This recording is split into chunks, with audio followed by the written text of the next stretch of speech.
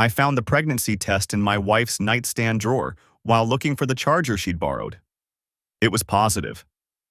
We'd been trying for 3 years with no luck, until my vasectomy consultation 6 months ago revealed I was sterile. Always had been. The test was dated 2 weeks ago.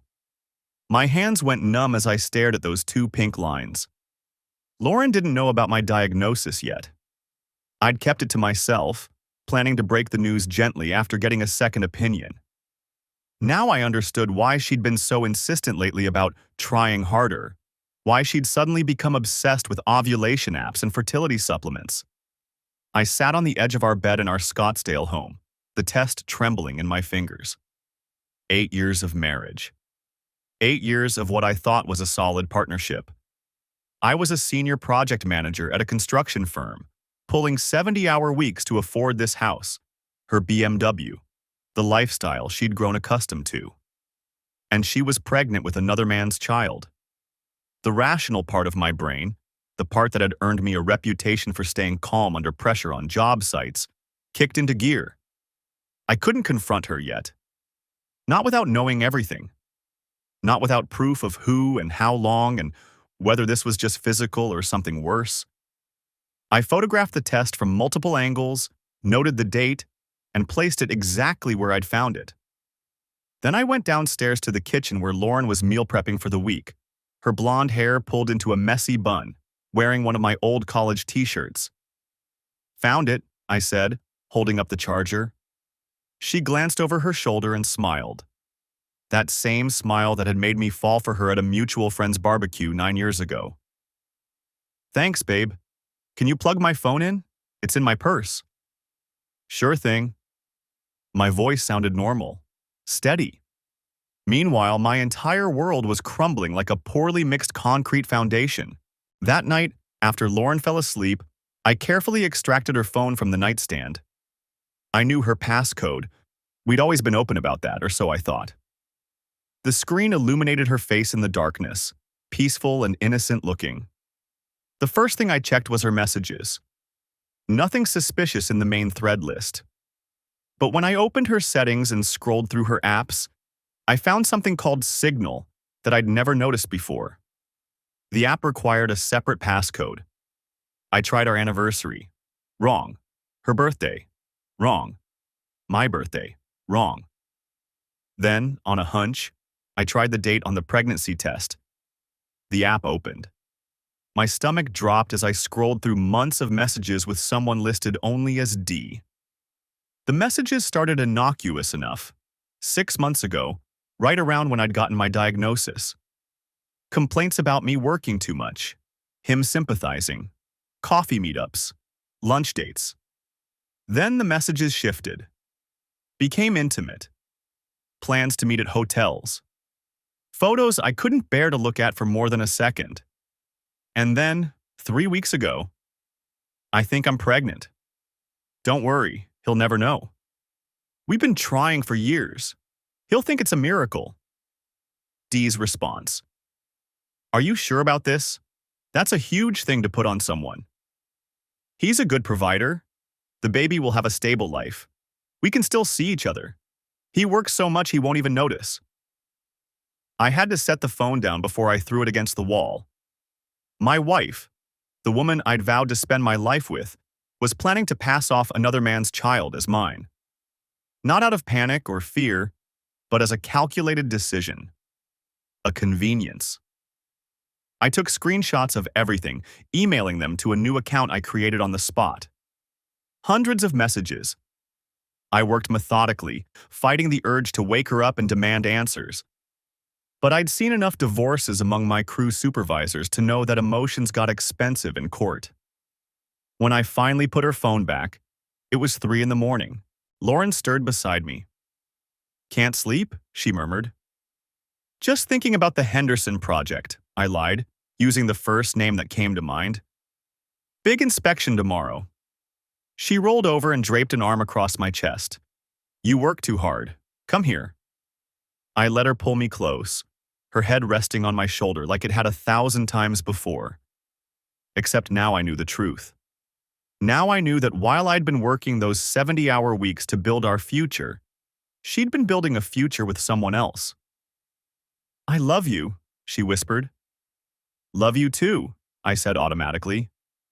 The words tasted like ash.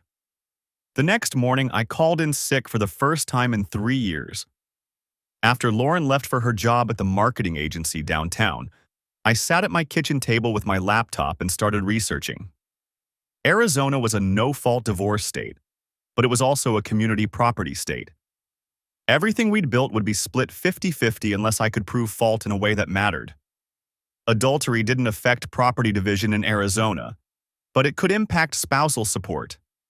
More importantly, if she tried to claim that child as mine, I'd need ironclad proof it wasn't.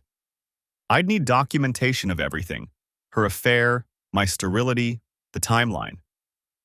I called my doctor's office first and requested copies of all my medical records, specifically the fertility analysis. Then I started looking for attorneys who specialized in high-conflict divorces. But before any of that, I needed to know who Dee was. The fairgrounds smelled like fried dough and diesel fuel, the kind of combination that would have made my stomach turn even if I wasn't already nauseous from what I'd discovered 3 days ago. Lauren had suggested the trip that morning over coffee. "Remember when we used to go to state fairs?" she'd said, smiling that smile I now recognized as performance. "Before everything got so busy, let's take a day, just us." Just us. And the baby that wasn't mine, growing inside her. I'd agreed because refusing would have raised questions, and I wasn't ready for that conversation yet. My attorney, a sharp woman named Patricia Brennan who'd come highly recommended, had been clear. "Gather everything, stay calm, don't tip your hand until the paperwork is ready." So here I was, walking through the New Orleans fairgrounds on a humid Saturday afternoon, watching my wife's face light up at carnival games and vintage rides like she was innocent. Like she hadn't spent the last 6 months sleeping with someone else while planning to trap me with another man's child. "Oh my God," Lauren said, stopping so abruptly I nearly ran into her. A carousel. An actual vintage carousel. The ride sat in the center of the midway, all peeling paint and faded gilt, horses frozen mid-gallop on their brass poles. Calliope music drifted from speakers that had seen better decades. A hand-painted sign proclaimed it, "Delacroix's Carousel, Esther 1952. "I haven't been on one since I was a kid," she said, already pulling me toward the ticket booth. The operator looked like he'd been there since 1952 himself. Weathered face, stained tank top, cigarette tucked behind one ear. His name tag read, Dale. He took our tickets without looking up from his phone. "You coming?" Lauren asked, one foot already on the platform. "I'll watch," I said. "Get some pictures." She pouted, actually pouted, but climbed onto a white horse with a pink saddle. The platform lurched into motion with a mechanical groan that didn't sound entirely safe. I pulled out my phone, pretending to frame shots while actually checking email. Patricia had sent over the preliminary property division worksheet. The house, the cars, my 401k, her smaller retirement account. 8 years of community property about to be split down the middle. The carousel picked up speed, Lauren's blonde hair streaming behind her as she went past. She waved. I lifted my phone like I was recording. Then I noticed the operator. Dale had abandoned his post by the control panel and climbed onto the moving platform. He moved with the practiced ease of someone who'd done it 1,000 times, weaving between the horses until he reached Lauren's. I lowered my phone. He said something I couldn't hear over the music. Lauren's head whipped around, surprise on her face. Then she laughed. That particular laugh I'd heard through the bedroom door 3 nights ago when she'd been texting with Dee. High and delighted, nothing like the polite sound she made at my work functions. Dale grabbed the pole of the horse next to hers and swung himself up. They were talking now, heads close together, Lauren's hand covering her mouth as she giggled at something he said. The carousel spun. Once, twice, 3 times. I stood there with my phone in my hand, watching my pregnant wife flirt with a carnival operator while calliope music played and children screamed on the tilt-a-whirl next door. They went around again. His hand was on her horse's pole now, right next to hers. Their fingers weren't touching, but almost. She threw her head back laughing at something, and the gesture was so familiar it made my chest tight. That's how she'd looked at me once, back when we were dating. Before I became the good provider whose only value was a paycheck and a name on a birth certificate. The ride started to slow. Dale hopped down from his horse with that same practiced grace and made his way back to the controls. By the time the platform stopped, he was at his post like he'd never left, expressionless and bored. Lauren climbed down, cheeks flushed, eyes bright. "That was amazing," she said. "So nostalgic. Did you get good pictures?" "Yeah," I said. My voice sounded normal. "Great ones." "I'm going to hit the restroom," she said. "Be right back." I watched her disappear into the crowd, then turn to the carousel. Dale was scrolling through his phone again, cigarette now in his mouth. "Ride's closed for maintenance," he said, without looking up. "Didn't look closed 30 seconds ago." He glanced at me, then away. "Yeah, well, taking a break." I stepped closer to the platform. Up close, the carousel looked even more decrepit, rust showing through the paint, safety bars held together with duct tape, gears visible through gaps in the housing that probably shouldn't have gaps. "You always get on the rides while they're moving?" I asked. Dale's jaw tightened. "Don't know what you're talking about." "The blonde woman, my wife. You were on the platform with her." "Just checking the equipment." He took a long drag from his cigarette. "Part of the job." "Right, equipment check. That what you call it?" His eyes narrowed. "You got a problem?" I looked at the carousel, really looked at it. The exposed gears, the frayed electrical wiring, the rust-eaten support beams. The kind of safety violations that would shut down a ride in a heartbeat if someone bothered to report them. "No problem," I said. "Just noticing things, like how that safety rail is held on with tape. And those gears don't have proper housing, and I'm pretty sure that wiring isn't up to code." Dale straightened. "The ride's been inspected." "When?" "Because that sticker on the control panel says last March. It's October." I pulled out my phone. "I work in construction, senior project manager. I know what violations look like." "What do you want?" His voice had gone flat. What did I want? I wanted my wife to not be pregnant with someone else's baby. I wanted the last 8 years to mean something. I wanted to not be standing at a carnival in New Orleans watching my marriage rot like the paint on these wooden horses. But I couldn't have any of that. "Nothing," I said. "Just making observations." Lauren reappeared, cotton candy in hand. "Ready to go?" she asked brightly. "Sure thing," I said. We walked away. I didn't look back, but I pulled up the Louisiana State Fair Board website on my phone and bookmarked the safety complaint form. That night, in our hotel room, Lauren fell asleep early. "Pregnancy exhaustion," she said, her hand on her stomach in a gesture that made me want to put my fist through the wall. I waited until her breathing evened out, then pulled out my laptop. The complaint form was straightforward.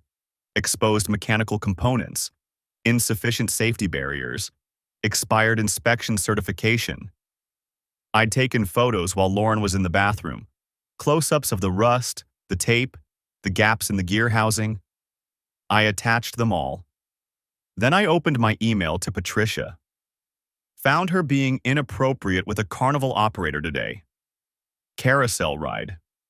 Nothing I can prove, but the pattern is clear. Also, I'm filing a safety complaint about the ride. Separate issue, but those violations were real. Someone's going to get hurt. Her response came through 20 minutes later. Stay focused on documentation that matters for the case. Don't do anything that could be construed as harassment or retaliation. We're close to having everything we need. I closed the laptop. Through the window, I could see the fairground lights in the distance, the Ferris wheel making its slow rotation against the dark sky. Lauren stirred in her sleep, murmuring something I couldn't make out. Her phone was charging on the nightstand, the same phone that held months of messages with D, the same phone she thought I didn't know about. I'd submitted the safety complaint. That part was done, and it was legitimate. Those violations were real, regardless of my personal feelings about Dale. If the fair board shut down the carousel, it would be because it deserved to be shut down. The rest would take longer. Patricia said another 2 weeks before the papers were ready. 2 more weeks of pretending, of playing the devoted husband while my wife played house with her belly full of someone else's future. I could wait 2 weeks. I'd gotten good at waiting, at staying calm under pressure, at building cases brick by brick until the foundation was solid. The fairground lights blinked out one by one as the carnival closed for the night. I watched until there was nothing left but darkness, then finally went to bed. The complaint went through faster than I expected. 4 days after I filed it, I'm back at the office when my phone buzzes with an email from the Louisiana State Fair Board. The carousel has been shut down pending a full safety inspection. They thanked me for my vigilance and assured me they take all violations seriously. I delete the email and get back to the structural plans in front of me. That evening, Lauren's quieter than usual. She picks at her pasta, scrolling through her phone with her other hand. I recognize the distant look. She's texting on Signal, probably with D, maybe complaining about her day. The thought doesn't even spike my blood pressure anymore. I've spent the last week practicing this numbness, letting it settle into my bones like concrete curing. You okay? I ask, because that's what the unsuspecting husband would do. Yeah, just tired. She sets her phone down, face up, a deliberate gesture of false transparency. Work's been crazy. Mine too. The Henderson project? I catch myself, not Henderson. The Baxter project is running behind schedule. She nods without really listening, the way she always does when I talk about work. Her hand drifts to her stomach, a gesture I've noticed more frequently. Still flat, but she knows what's growing there. My child, she'll tell me soon. Our miracle baby. The lie sits between us like a third person at the table. Actually, she says, and something in her tone makes me look up. I've been thinking we should talk about something. My grip tightens on my fork. This is it. She's going to tell me about the pregnancy. I've been expecting this moment, rehearsing my reaction. Surprise, then joy, then overwhelming emotion. I'll need to hug her, maybe cry a little. The performance of a lifetime. I got a call today, she continues, from my friend Bethany. You remember her? I don't, but I nod. She was at that fair in New Orleans last weekend, the one we went to. Lauren's watching me carefully now. She said the carousel got shut down. Some safety violation. The pasta turns to paste in my mouth. I swallow, reach for my water. That's too bad. Yeah. She's still watching. Weird timing though, right? We were just there. Probably why they found the violations. More people riding it, more chances for something to go wrong. Bethany said someone filed a formal complaint. Really detailed, apparently. Like someone who knew exactly what to look for. The kitchen feels smaller. I cut another piece of chicken, keeping my movements casual. Good thing they caught it before someone got hurt. The operator got fired. Guy named Dale. He's apparently pretty upset about it. Lost his job right before the holidays. I meet her eyes. Play stupid games, win stupid prizes. Something flickers across her face. Confusion, maybe suspicion. What do you mean? I mean, if he was running an unsafe ride, he deserves what he got. I take another bite, chew slowly. You seemed pretty friendly with him, actually, when he climbed on the carousel while it was moving. That was one of the violations, I'd guess. The silence stretches between us like pulled taffy. He was just being nice, Lauren says finally, making conversation. While the ride was moving, with pregnant women on it. I let that land. Watch her process it. Seems irresponsible. Her hand goes to her stomach again, protective. She doesn't realize she's confirmed what I already know. I'm not pregnant, she says. I didn't say you were. You implied. I said pregnant women, plural. There were other families there. I stand, collecting my plate. You feeling okay? You seem on edge. She stares at me like she's trying to solve an equation that doesn't balance. I'm fine. I rinse my plate in the sink, my back to her. The water runs hot over my hands. I can feel her eyes on me, calculating, wondering if I know something or if she's being paranoid. This is the game now. Making her question everything while I maintain perfect plausible deniability.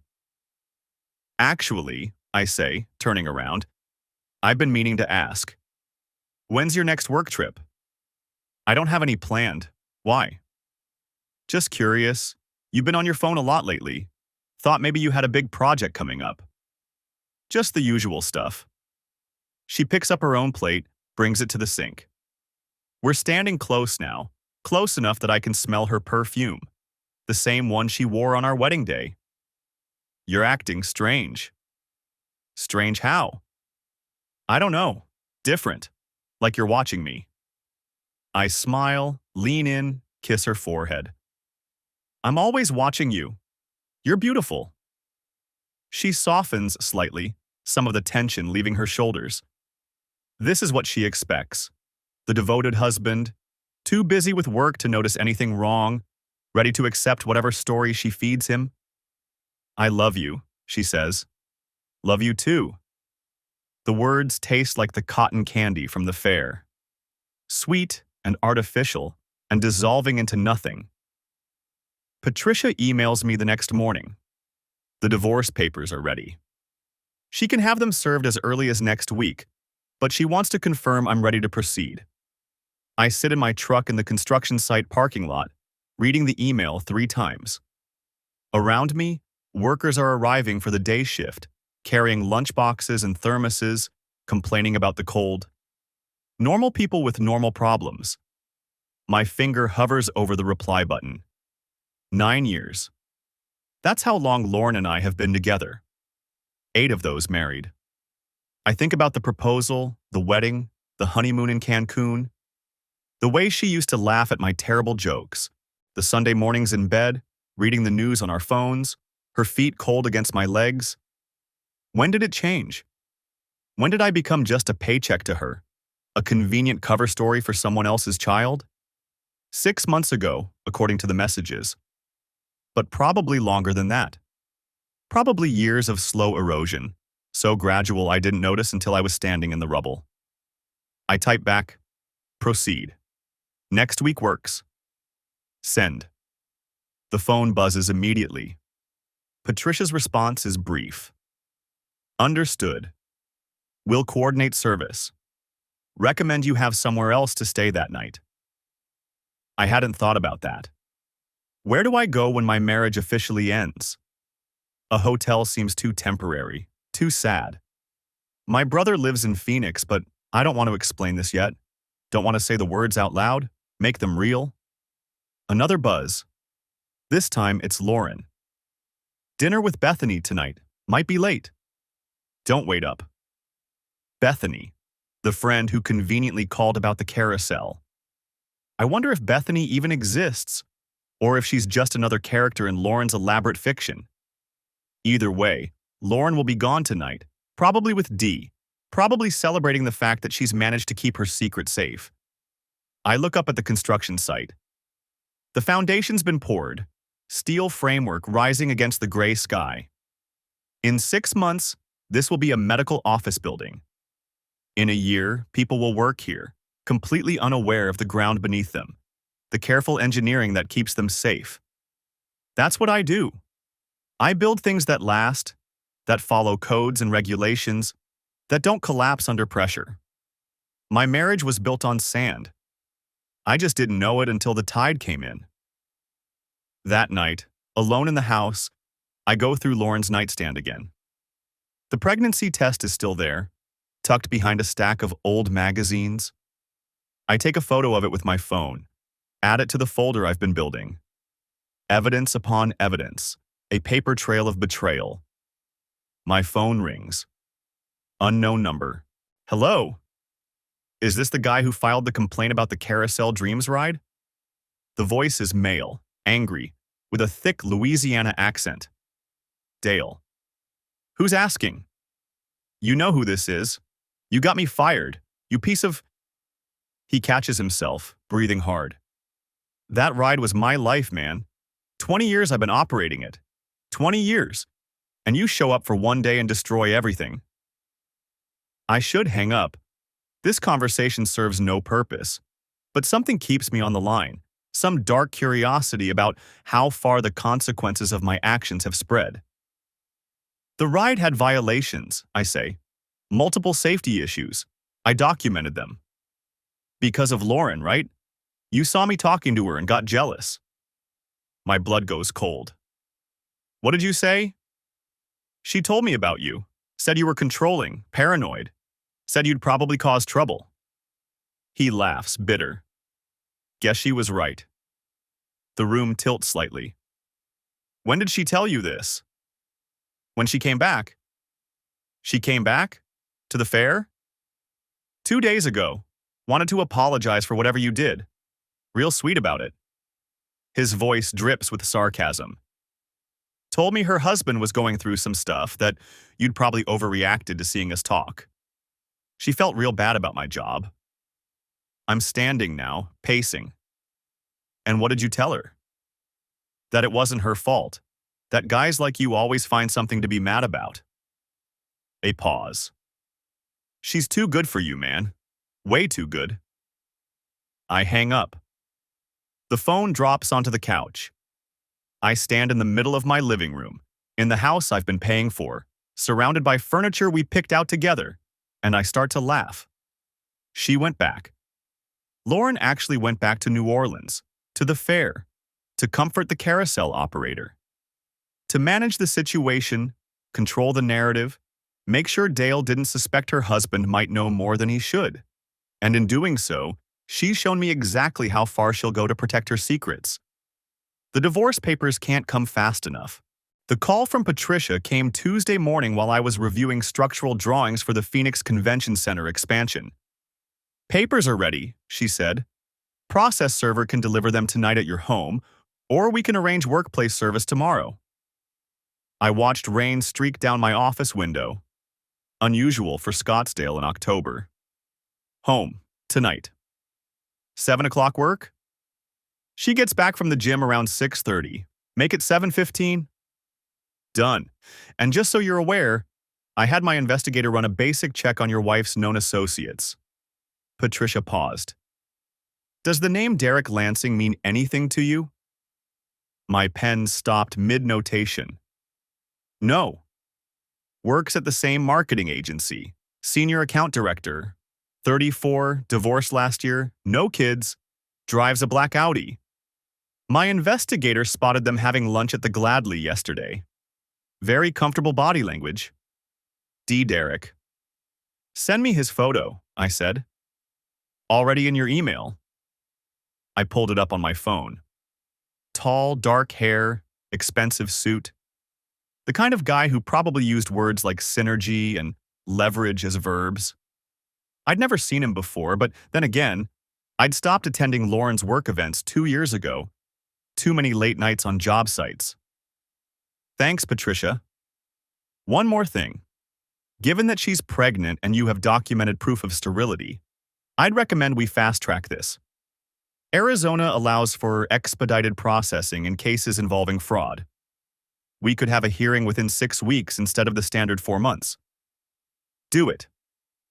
After she hung up, I sat there looking at Derek Lansing's photo. This was the man who'd hesitated about Lauren's plan to deceive me, then apparently decided his conscience was worth less than whatever she was offering. This was the man whose child my wife was carrying. I forwarded the photo to my personal phone and deleted the email from my work account. The day crawled. I reviewed the same set of drawings 3 times before realizing I hadn't absorbed a single detail. Around 2 o'clock, my phone buzzed with a text from Lauren. Feeling nauseous today. Might be coming down with something. Skipping gym. Home early. My stomach tightened. The process server was scheduled for 7:15. If Lauren was home early, I needed to be there to make sure she actually answered the door. Want me to grab soup on the way home? That's sweet, but I'm okay. Just going to rest. I left work at 4:30, citing a migraine. Not entirely a lie. Tension had been building behind my eyes all day. Lauren's BMW sat in the driveway when I pulled up at 5. I found her on the couch, wrapped in a blanket, watching some home renovation show. Her face looked pale, or maybe she just washed off her makeup. Hey, she looked surprised. You're home early. Headache. Thought I'd knock off before it got worse. I set my keys on the entry table. You okay? Just queasy, probably something I ate. She pulled the blanket tighter. There's leftover chicken in the fridge if you're hungry. I'm good. I went upstairs, changed into jeans and a t-shirt, took 2 Advil I didn't need. When I came back down, Lauren had shifted to lying on her side, eyes half closed. The TV cast blue light across her face. Pregnant. She was actually pregnant with another man's child, lying on the couch we'd picked out together 3 years ago, in the house I'd made the down payment on. I sat in the armchair across from her and pretended to check email on my phone. Really, I was watching the clock. 6:45. 7 o'clock. 7:10. You're quiet, Lauren said, eyes still on the TV. Headache. You should go lie down. I'm fine here. 7:12. I kept my phone in my hand, volume on, waiting for Patricia's text confirming the server was en route. 7:14. Server pulling up now. I'm going to make tea, Lauren said, starting to sit up. You want any? The doorbell rang. She froze. Are you expecting someone? No, I stood. I'll get it. I can. Stay there. You said you're not feeling well. I walked to the door, aware of Lauren watching from the couch. Through the frosted glass panel, I could see a woman's silhouette. I opened it. The process server was maybe 60, gray hair, professional demeanor. She held a manila envelope and a clipboard. Looking for Lauren Westfield? She's here, I turned. Lauren, someone's asking for you. Lauren appeared behind me, blanket still wrapped around her shoulders. Yes? Lauren Marie Westfield? Yes? The server extended the envelope. You've been served. For a moment, Lauren just stared at the envelope. Then she took it, automatic, the way you take mail from a postal worker. The server had her sign the clipboard, handed her a carbon copy, and left. Lauren stood in the doorway, envelope in hand, looking down at it like it might explode. What is this? Her voice came out thin. I closed the door, walked past her into the living room, sat back down in the armchair. Open it. Her hands shook as she tore the envelope. I watched her eyes move across the first page. Petition for dissolution of marriage. Her face went white, then red, then white again. You're divorcing me? She looked up, and I saw genuine shock there. She really hadn't seen it coming. Why? What did I? Read page 4. She flipped through the pages. I knew what page 4 said because I'd reviewed every word with Patricia. Grounds for divorce, fraud, adultery, emotional distress. Attached evidence. Fertility test results dated 6 months prior, showing complete sterility. Investigative report documenting wife's affair with Derek Lansing. Screenshots of signal messages discussing pregnancy and plan to deceive husband regarding paternity. I watched the color drain from her face as she read, watched her legs start to shake. She sat down hard on the arm of the couch, papers scattering. How did you? She stopped. Started again. When did you? 6 months ago, I found out I'm sterile. Always have been. My voice sounded calm, distant, like I was discussing concrete PSI ratings. 3 weeks ago, I found the pregnancy test in your nightstand. Did the math. Checked your phone. You went through my phone. Anger flashed across her face, quick and defensive. You're pregnant with another man's child and planning to pass it off as mine, but I'm the bad guy for checking your phone? She opened her mouth, closed it. The papers lay scattered around her feet like evidence at a crime scene. It's not, she stopped. Derek and I, it just happened. We didn't mean for 6 months. I leaned forward. You've been sleeping with him for 6 months. You got pregnant and saw an opportunity. That's not just happened. That's calculated. Tears started down her face. I was going to tell you about Derek. I just didn't know how. The messages say different. The messages say you were planning to let me raise his child while you kept him on the side. Those were just, I was confused. I was scared. You told him you loved him. October 2nd, 11:47 p.m. I love you, but I love my life too. We can have both. I'd memorized that one. Doesn't sound confused to me. She was crying harder now, mascara running even though I'd thought she wasn't wearing any. Please, we can work through this. I'll end it with Derek, we can go to counseling, we can… Read page 7. Her hands shook as she found it. Child support and paternity testing provisions.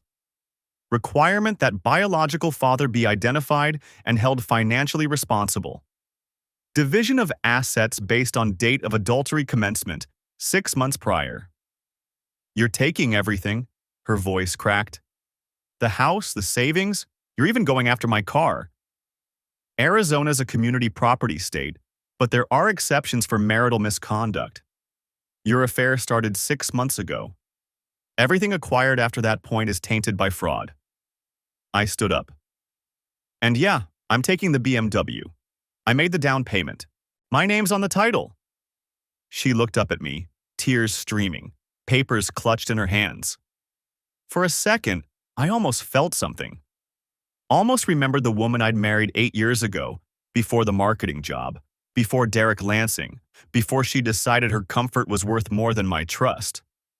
Then I remembered the carousel operator in New Orleans, how she'd flirted right in front of me, testing boundaries, how she'd gone back alone to manage the narrative, how she'd been playing games while I worked 70-hour weeks to build us a life. I'm staying at a hotel tonight, I said. You've got 72 hours to move out. After that, the locks get changed. This is my home. Read page 9, temporary orders. I get the house pending final divorce decree. You can stay with Derek. I'm sure he's got room. I grabbed my keys from the entry table and walked toward the garage. Wait. Lauren stood, papers falling. We need to talk about this. We need to… Talk to your lawyer. I'm done. I closed the door on her crying. Started my truck. Backed out of the driveway while she stood in the doorway, blanket around her shoulders, divorce papers at her feet. My phone buzzed as I pulled onto the street.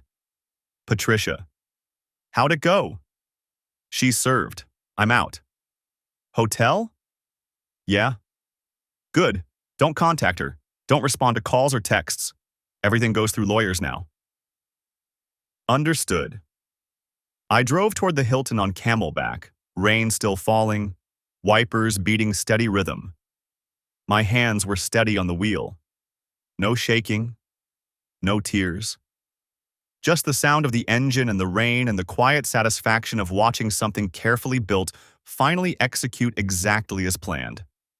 The courthouse steps were granite, worn smooth by decades of footfall. I stood at the bottom, watching Lauren emerge from the glass doors with her attorney, some slick type in a navy suit who'd probably promised her the moon. She spotted me, and her face did something complicated. Anger, mostly, but underneath it, something that looked like fear. I didn't move, just waited. Her attorney said something to her, a hand on her elbow, but she shook him off and walked down toward me. 3 months since I'd served her the papers. 3 months of legal maneuvering, her trying to claim I'd abandoned her in her time of need, me countering with the documented evidence of her affair. The house was mine now. The BMW had been sold, proceeds split. Today was supposed to finalize the rest. You got what you wanted, she said when she reached me. Her hand rested on her stomach. 6 months along now, the bump visible under her coat. Happy? This isn't about happiness. No, it's about punishment. Her voice cracked. You destroyed my life.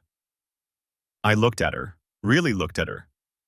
The blonde hair was darker at the roots now, like she'd stopped keeping up with it. Circles under her eyes. She looked tired. Older. I destroyed your life, I repeated. That's an interesting take. Dale lost his job because of you. The carousel had 17 documented safety violations.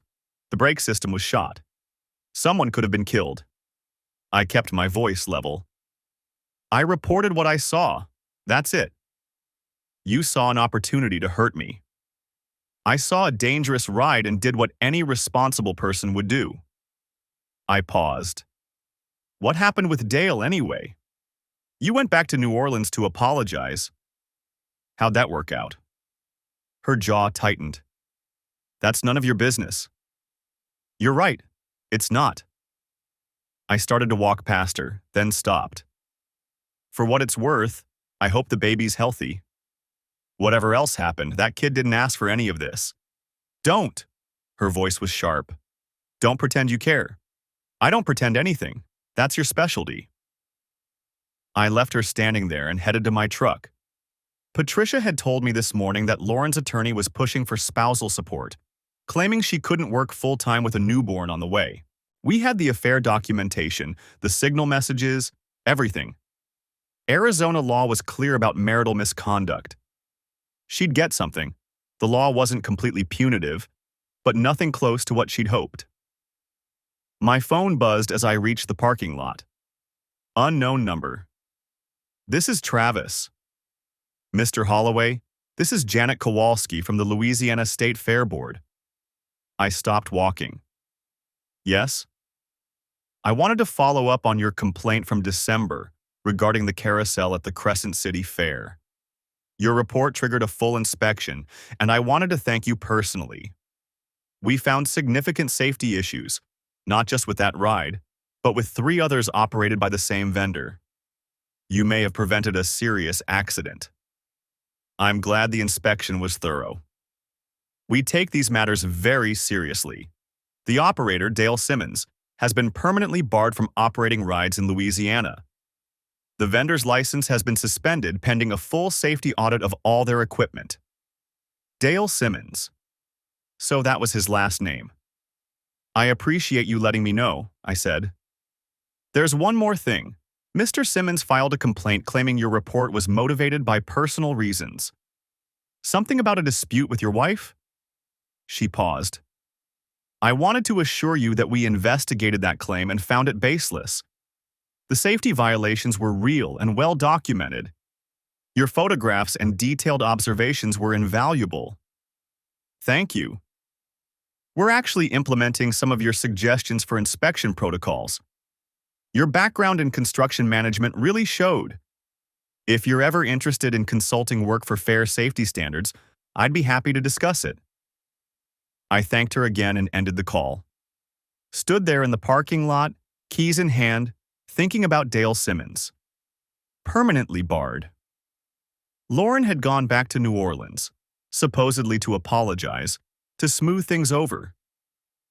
I wondered what she'd found when she got there. A man who blamed her for his ruined career? Or had she spun it somehow, made herself the victim? Didn't matter now.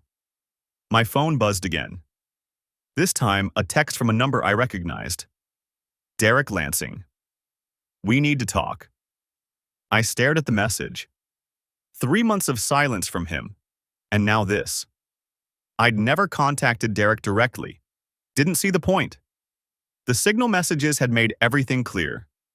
But apparently, he'd decided it was time to reach out. I typed back, "No, we don't." The response came immediately. "It's about the baby."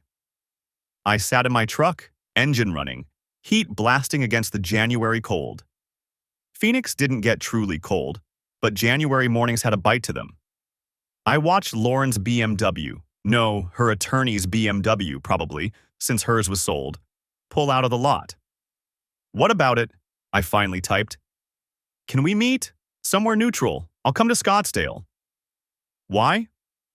3 dots appeared, disappeared, appeared again. Finally. "Because Lauren told me you knew you were sterile before we started trying. That you let her think something was wrong with her." I read it twice. Felt something cold settle in my chest. She told him about my sterility. Spun it to make me the villain. Of course she had. Coffee shop on Camelback and 32nd. 1 hour. I didn't owe Derek Lansing anything. Didn't owe him an explanation or a conversation or a single minute of my time. But I wanted to see him. Wanted to look at the man who'd helped destroy my marriage and see what kind of person thought that was acceptable. The coffee shop was one of those upscale places with exposed brick and Edison bulbs. I got there first, ordered black coffee, and took a table in the back.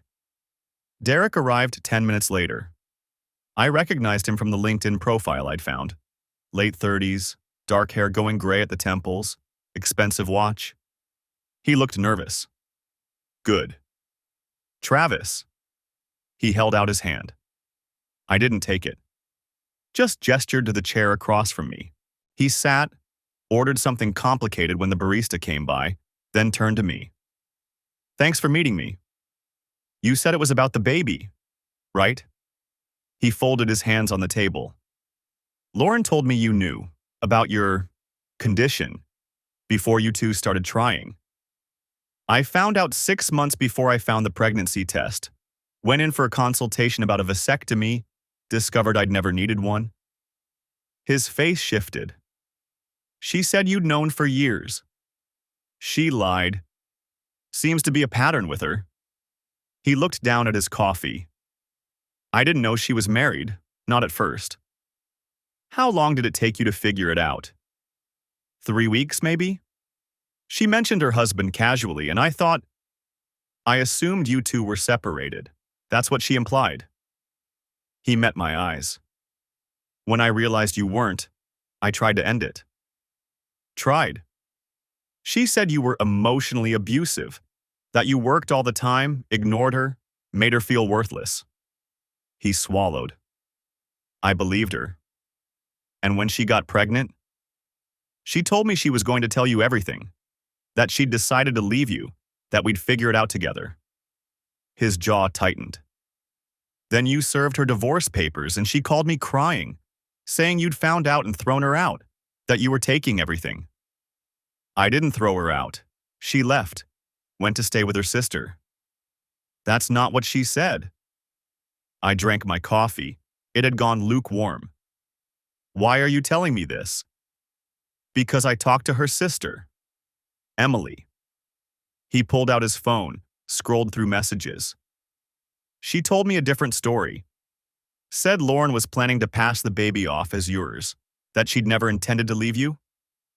I didn't say anything. "Emily said Lauren went to New Orleans alone in November, to see some carnival worker." He looked up. "Is that true?" "Yes.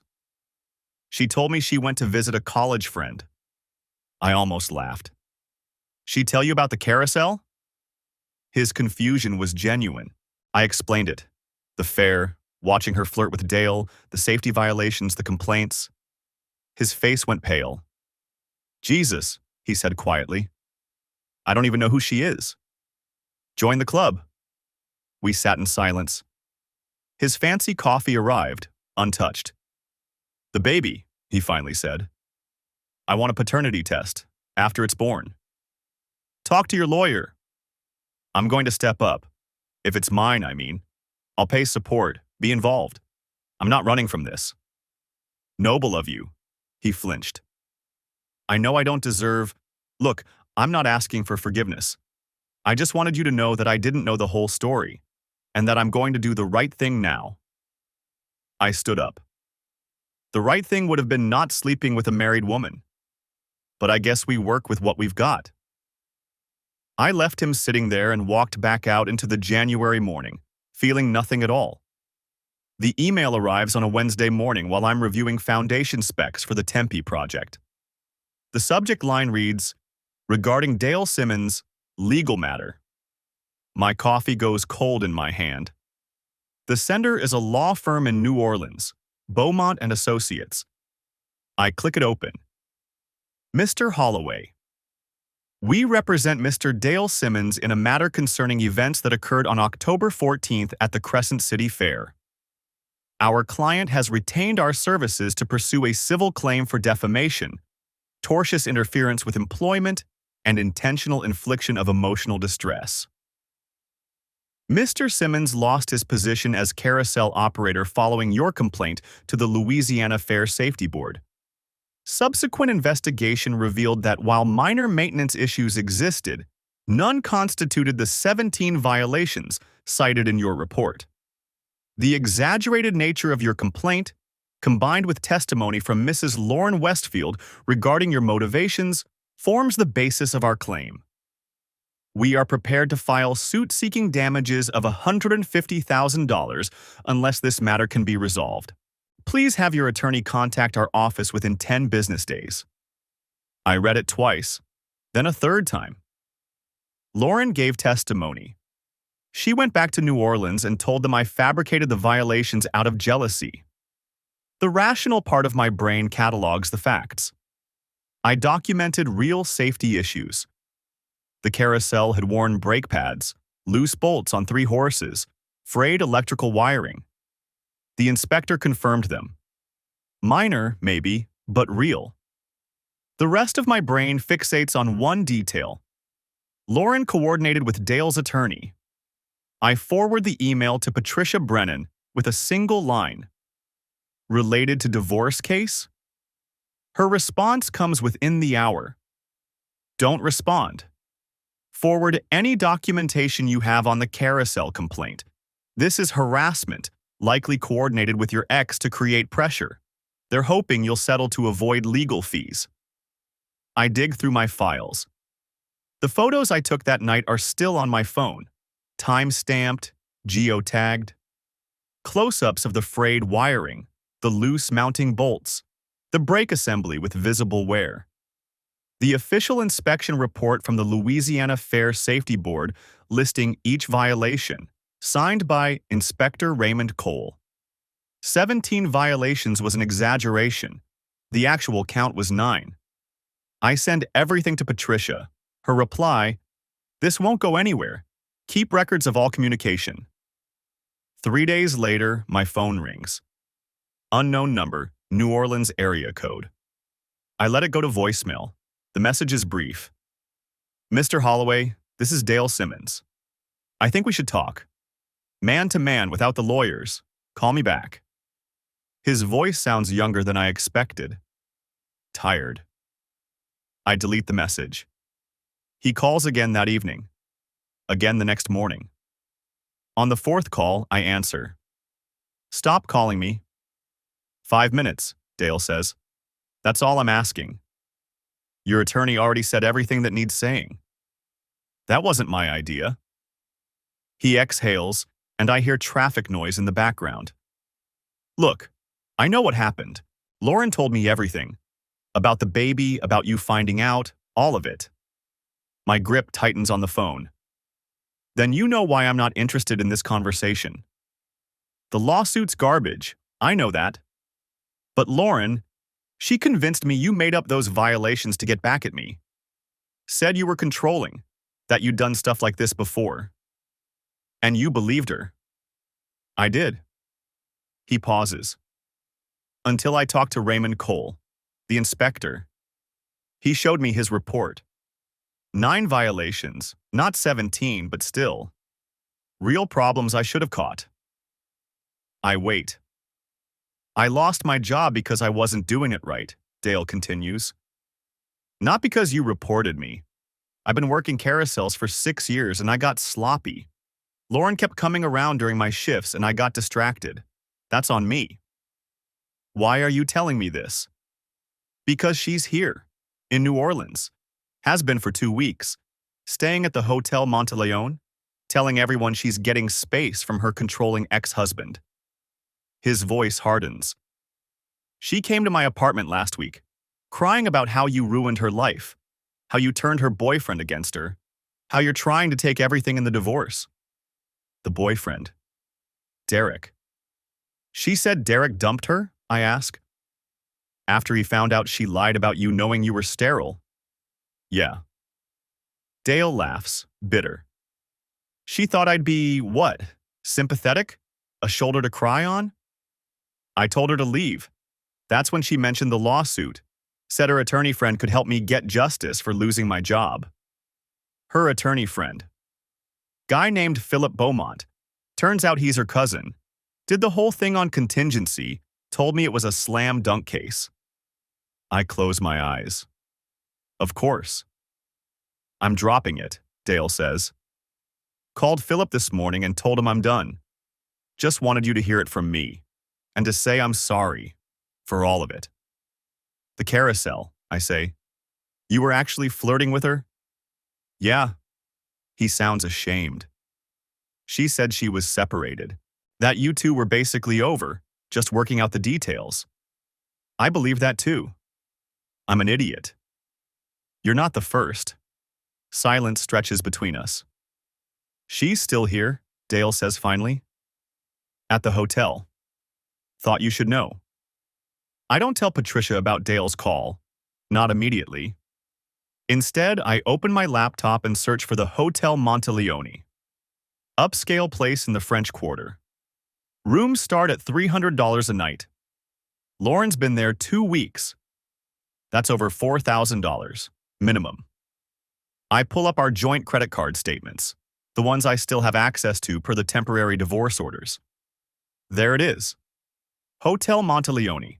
Charged 3 days after Derek contacted me. The same day I told Patricia that Derek wanted to take responsibility for the baby. She ran. Not back to her parents in Flagstaff. Not to a friend's place. To New Orleans. To the city where she'd spun on a carousel with a stranger while I watched from the shadows. The charges continue. Commander's Palace, $200. Carousel Bar, $85. Café du Monde, $40. She's living like she's on vacation. I screenshot everything and send it to Patricia with a note. Relevant to spousal support claim? Her response is immediate. Very. This demonstrates financial irresponsibility and contradicts her claims of hardship. Can you confirm the pregnancy status? I can't. Lauren and I haven't spoken directly since the papers were served.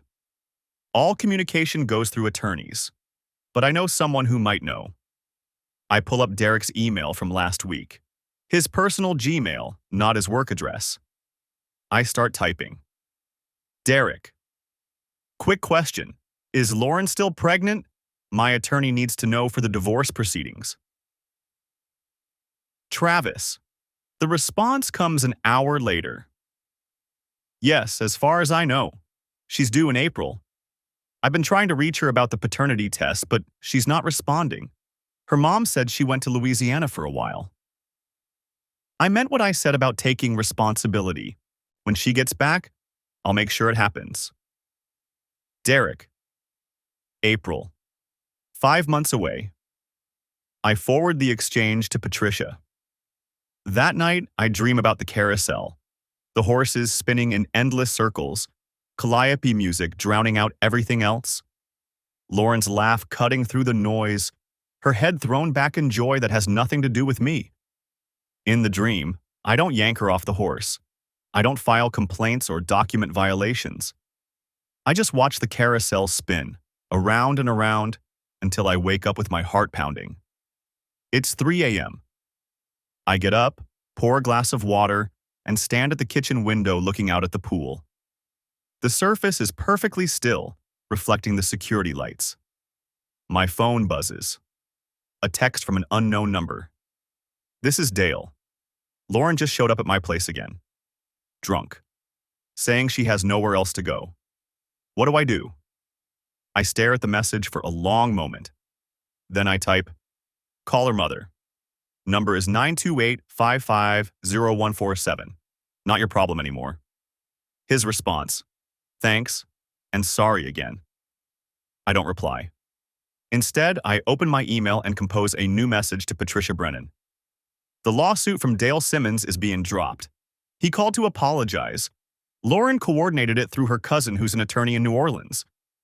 She's been staying at an expensive hotel there for 2 weeks, running up charges on our joint credit card. Dale just texted that she showed up at his apartment drunk, saying she has nowhere to go. I'm done being calm about this. What are our options? I hit send before I can second-guess it. The response comes at 6 a.m. when Patricia apparently starts her workday. Emergency hearing to freeze her access to joint accounts and credit cards. I'll file today. This behavior demonstrates exactly why she shouldn't receive spousal support. See you at 2 p.m. to prep. I shower, dress, and head to the office. The Tempe project needs my attention. Foundation work waits for no one. But for the first time since I found that pregnancy test, I feel something other than numb. I feel ready to finish this. The final hearing was scheduled for March 15th, exactly 6 months after I'd found the pregnancy test. Lauren showed up 8 months pregnant, wearing a black maternity dress that probably cost more than my truck payment. Her mother sat behind her in the gallery, stone-faced. No Derek, no Dale, no cousin Philip with his contingency lawsuit. Just Lauren and the consequences she'd spent half a year trying to outrun. Judge Catherine Morris reviewed the documents with the kind of methodical attention that made me understand why Patricia had wanted her assigned to the case. Every bank statement showing the New Orleans charges. Every screenshot of the signal messages. The medical records proving my sterility. The investigator's report on Derek Lansing. Mrs. Westfield, the judge said finally, do you dispute any of the evidence presented regarding your extramarital affair? Lauren's attorney, her third one, after the first two had apparently declined to continue representing her, stood. Your Honor, my client acknowledges that mistakes were made, but I asked your client, counselor. Lauren stood, one hand supporting her back. No, Your Honor, I don't dispute it. And the charges at the Hotel Monteleone? The expenditures in New Orleans while claiming financial hardship? I needed space to think. At $300 a night on a joint credit card, while your husband maintained the mortgage on your marital home? Judge Morris removed her glasses. Mrs. Westfield, I've reviewed thousands of divorce cases. This is among the most clear-cut I've encountered. The final decree took 15 minutes to read. The house was mine. The retirement account split, but weighted in my favor due to the timeline of the affair. No spousal support. Arizona law was clear about that when adultery was proven. Lauren was responsible for her own legal fees, and the child, when born, would require immediate paternity testing. If Derek Lansing was confirmed as the father, he would be solely responsible for child support. Lauren's face crumpled as the judge spoke. Her mother reached forward to squeeze her shoulder. I felt nothing. Afterward, in the courthouse hallway, Patricia shook my hand. Clean result. You did everything right. Documented everything. Stayed calm. Didn't retaliate. The carousel complaint, I said. Was that retaliation? She considered this. You reported legitimate safety violations. The inspector confirmed them. Your motivations don't change the fact that the ride was dangerous. She paused. Did you file it because you were angry? Probably. Does that make the violations less real? No. I thought about Dale Simmons, permanently barred from operating rides in Louisiana. About the 17 violations I'd claimed that turned out to be 9. About the line between justice and revenge, and whether I'd crossed it. He got sloppy, I said. That's what he told me. Said he got distracted. Then you did him a favor. Better to lose a job than have a child get hurt because he wasn't paying attention. Maybe. Or maybe I'd destroyed a man's career because I'd seen him talking to my wife and wanted to hurt something, anything, to make the pain in my chest feel less suffocating. I'd never know for sure. That was the thing about motivations. They were rarely pure. I could tell myself I'd done the right thing for the right reasons, but late at night, alone in the house that was finally just mine, I'd remember the satisfaction I'd felt typing up that complaint. The cold pleasure of watching consequences unfold. Lauren had the baby on April 3rd. A girl. 7 pounds, 4 ounces. Derek texted me a photo of the paternity test results 2 weeks later. 99.9% probability of paternity. He'd signed the birth certificate, established a custody arrangement, set up child support payments.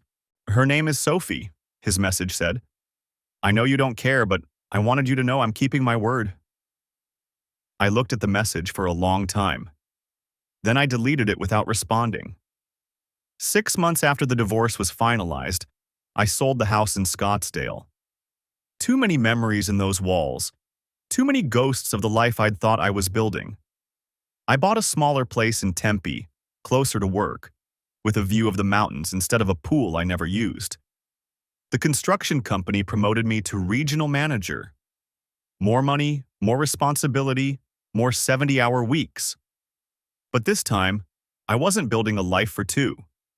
I was building something just for me. I dated occasionally. Nothing serious. Women would ask about my ex-wife and I'd give them the sanitized version. We wanted different things. It didn't work out. None of them needed to know about the pregnancy test, the signal messages, the carousel in New Orleans. None of them needed to know about the part of me that had filed that safety complaint with shaking hands and a heart full of rage. Some stories were better left untold. 2 years after the divorce, I got an email from Dale Simmons. Thought you'd want to know I got certified to operate rides in Texas. New company, better safety standards, better pay. I've got a daughter now. Met someone good, someone honest. She keeps me focused. I'm not mad anymore about what happened. You were right about the carousel. I was cutting corners, getting distracted. Could have hurt someone. So thanks, I guess, for the wake-up call. Hope you're doing all right. I read it twice, then filed it away without responding. But that night, I pulled up the Louisiana Fair Safety Board website and searched for inspection reports. The carousel, Delacroix Carousel, had been permanently decommissioned. Too expensive to repair, apparently. The vendor had gone out of business. I wondered what had happened to those horses, frozen mid-gallop, their painted eyes staring at nothing. Probably sold for scrap, or maybe to some collector who appreciated vintage carnival equipment. Gone, either way. Like my marriage. Like the version of myself who'd believed that working hard and being faithful was enough to build something lasting. The thing about betrayal is that it doesn't just destroy what was. It poisons what could have been. I'd never know if Lauren would have told me the truth eventually. Never know if some part of her had genuinely struggled with the deception, or if it had all been calculation from the start. The signal messages suggested the latter, but people were complicated. Maybe she'd convinced herself she was doing the right thing. Maybe she'd really believed I'd be happy raising another man's child, blissfully ignorant. It didn't matter anymore. What mattered was what I'd learned. That trust was a foundation, and once it cracked, no amount of patching would make it whole. That sometimes the right thing and the vengeful thing looked identical from the outside. That you could follow every rule, document every violation, stay calm under pressure, and still end up alone in a house that echoed with absence. I'd done everything right, by the letter of the law and the advice of my attorney. I'd won the divorce, kept my assets, avoided paying support to someone who'd betrayed me. But on quiet nights, I still thought about that carousel. The way Lauren had laughed, head thrown back, genuinely joyful in a way I hadn't seen in years. The way Dale had climbed onto the moving platform with practiced ease, confident in his ability to navigate danger. I'd reported the violations because they were real, but I'd also reported them because I'd wanted to hurt something, to exercise control in a situation where I had none. Both things were true. Both would always be true. The moral of the story, if there was one, wasn't about trust or betrayal or even revenge. It was about foundations. You could build the strongest structure in the world, follow every code and regulation, use the best materials and the most skilled labor. But if the ground beneath it was unstable, if the soil was sand instead of bedrock, eventually everything would shift. Eventually, cracks would appear. And when they did, you had two choices: patch them and hope for the best, or tear it down and start over. I'd chosen to tear it down. Some nights, I wondered if that made me strong or just unwilling to forgive. Other nights, I didn't wonder at all. I just sat on my patio in Tempe, watching the sun set over the mountains, drinking coffee that had gone cold, and feeling nothing at all. That was the real cost of betrayal, not the anger or the hurt, but the numbness that came after. The way it calcified around your heart like concrete, protective and permanent and utterly isolating. I'd survived. I'd won by every legal and financial measure. But I'd also lost something I couldn't name and would never get back. Maybe that was the point. Maybe there were no clean victories when it came to broken trust, just different versions of loss. Maybe the best you could hope for was to walk away with your dignity intact and the knowledge that you'd done what you thought was right, even when right and wrong blurred together in the dark. I finished my coffee, went inside, started reviewing the plans for the next project, a hospital expansion in Mesa, all steel and glass and carefully calculated load-bearing walls. Building things that would last. That's what I did. That's what I was good at. And if the structures I built for other people were more solid than the life I'd tried to build for myself, well, at least someone's foundation would hold.